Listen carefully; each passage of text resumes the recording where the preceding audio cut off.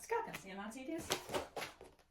Tonalitāte ir skaņu rinda, kur pie atslēgas ir noteikta zīme vai zīmes, kuras ir jāievēro visa skaņdarba ietvaros.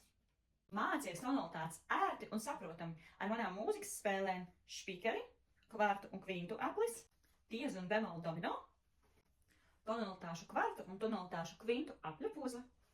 Dažādās dziesmās un skaņdarbos bieži izmanto burtus. Burti apzīmē akordu, un akords nosaka tonalitāti, kurā tas ir jāspēlē un kādas zīmes ir jāievēro.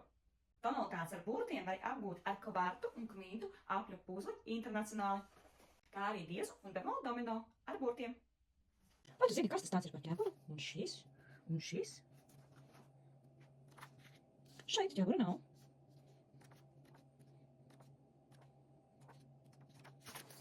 Šeit ir divi kaut kādi ķēpuri. Kas tie tādi varētu būt?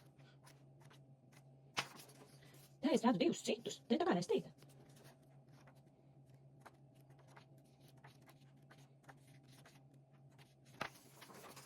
Šeit pavisam daudz, veseli 4.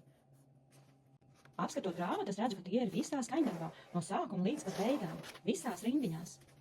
Tās ir tonalitātes, kuras tu vari apgūt ar manām mūzikas spēlēm špikeri, domino un puzlīti.